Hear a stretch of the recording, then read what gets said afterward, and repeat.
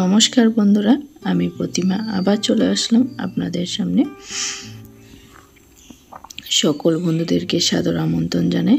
আজকে রেসিপি শুরু করছি। আজকে করব চিকেন। তাই এখানে চিকেনগুলো ভালোভাবে ধুয়ে সাফা করে নিয়েছি।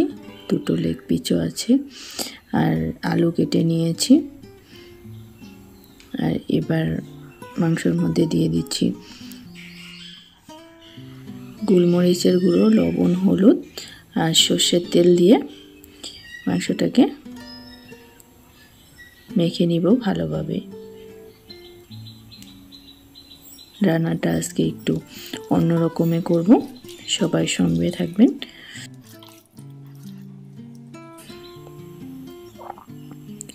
মাংসটাকে মেখে ঢাকা দিয়ে রেখে দিব। আর সকল বন্ধুদেরকে অনুরোধ জানাবো ভিডিওটা স্কিপ না করে পুরো ভিডিওটা দেখার জন্যে। প্রথমে দিয়ে দিলাম কড়ার মধ্যে সর্ষের তেল। তেল দিয়ে আলুগুলো ভেজে নিচ্ছি। আলুগুলোর মধ্যেও আমি লবণ হলুদ দিয়ে দিচ্ছি। লবণ হলুদ দিয়ে আলুগুলো সুন্দর কালার করে ভেজে তুলে নিব।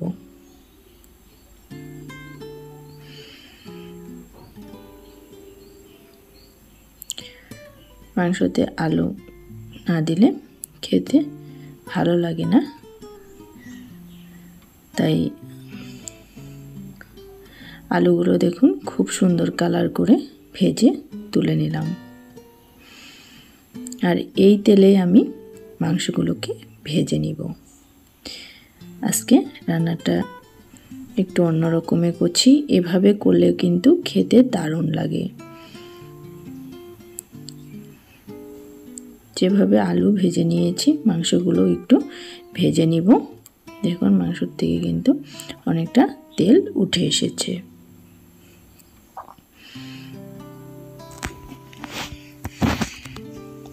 খুব সুন্দর করে লাড়াচাড়া করে মাংসগুলো হালকা ভেজে তুলে নিচ্ছি।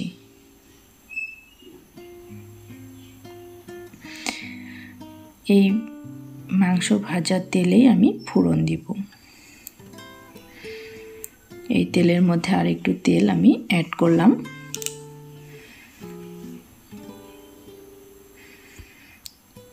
ফোড়নে দিলাম 1 চা চামচ গোটা জিরে।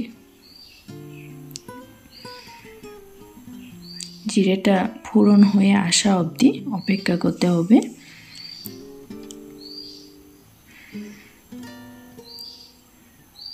দেখুন জিরেটা ফোড়ন হয়ে এসেছে।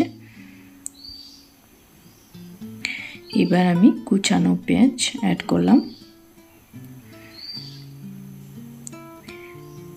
পেঁয়াজটা আমি দুভাবে ব্যবহার করেছি। এখানে মিডিয়াম সাইজের পেঁয়াজ দুটো কেটে নিয়েছি।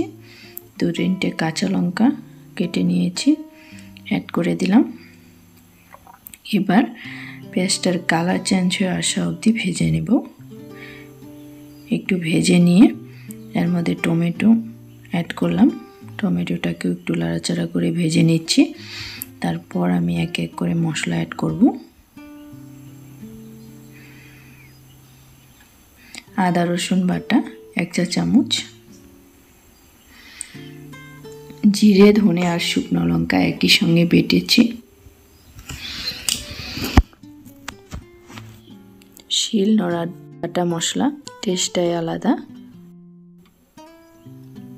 তাই আমি মশলাটা শিল নোড়াতেই বেটে নিয়েছি। আপনারা চাইলে মিক্সিতেও পেস্ট করতে পারেন। আমি এখানে দিলাম 2 চা চামচ পেঁয়াজের পেস্ট। এবার মশলাটাকে ভালোভাবে কষিয়ে নিতে হবে বেশ কিছু সময়। আর লবণ হলুদটাও আমি পরিমাণ বুঝে দিয়ে দিলাম। আগেও আমি লবণ হলুদ ব্যবহার করেছি, তাই একটু পরিমাণে মশলাটা লবণ হলুদ দিয়ে দিলাম। লবণ হলুদটা দিয়ে ভালোভাবে মশলাটাকে কষিয়ে নিতে হবে। মশলার তেল রিলিজ হওয়া অবধি মশলা কষিয়ে নিব। দেখুন মশলা থেকে তেল রিলিজ হতে শুরু করে দিয়েছে। আমার মশলা কষানো হয়ে এসেছে। এবার আমি ভেজে রাখা আলু আর মাংস অ্যাড করব। দেখুন আলু আর মাংস অ্যাড করে দিলাম। এবার মশলার সঙ্গেও ভালোভাবে মিশিয়ে দিতে হবে মাংস আর আলুটাকে। ভালোভাবে নাড়াচাড়া করে মিশিয়ে দিচ্ছি। যারা আজকে আমার ভিডিও নতুন দেখছেন, নতুন বন্ধুদেরকে বলছি, ভিডিও দেখে যদি ভালো লাগে লাইক করতে ভুলবে না। একটা লাইক কমেন্ট করবেন। আপনাদের একটা লাইক কমেন্টে আমাকে পরবর্তী ভিডিও বানাতে অনেকটা উৎসাহিত করে তোলে। দেখুন মশলার সঙ্গে মাংসটাকে বেশ কিছু সময় আমি কষিয়ে নিচ্ছি। আর বাটিতে লেগে থাকা মশলা ধোয়ার জলটা অ্যাড করে দিলাম। এবার মাংসের সঙ্গে মিশিয়ে দিচ্ছি ভালোভাবে।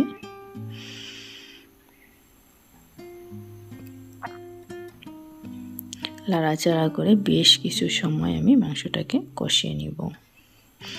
এভাবে মাংস রান্না করলে মাংসের যে গন্ধটা থাকে সেটা কিন্তু থাকবে না একদমই।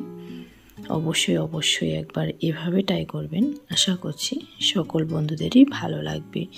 আপনারা অনেকেই অনেক রকম করে রেসিপি মাংস করে খেয়ে থাকেন, এইভাবে একবার ট্রাই করবেন। আশা করছি ভালো লাগবে।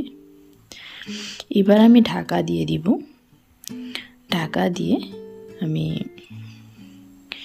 একটু সময় জাল করে নিব।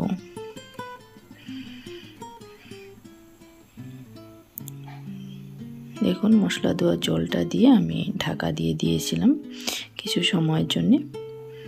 এবার কিন্তু মাংস আর আলুটা ভালোভাবেই প্রায় সিদ্ধ হয়ে এসেছে।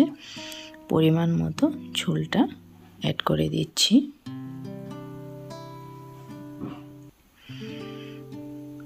জলটা পরিমাণ বুঝে দিয়ে দিলাম।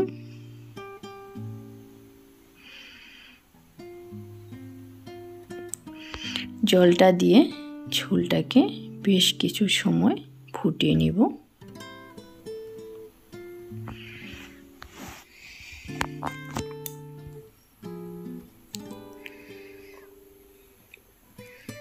দেখুন কথা বলতে বলতে ঝোলটা কিন্তু বেশ ভালোভাবে ফুটে এসেছে। আলুগুলো কেটে দেখাচ্ছি, খুব সুন্দরভাবে সিদ্ধ হয়ে গিয়েছে।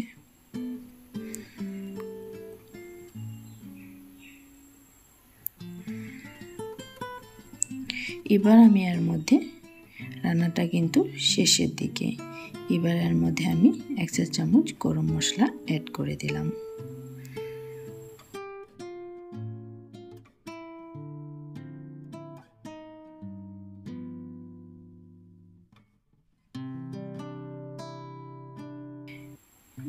সকল বন্ধুদেরকেই অনেক অনেক ভালোবাসা ও ধন্যবাদ জানাই। আজকের ভিডিও এখানেই শেষ করলাম।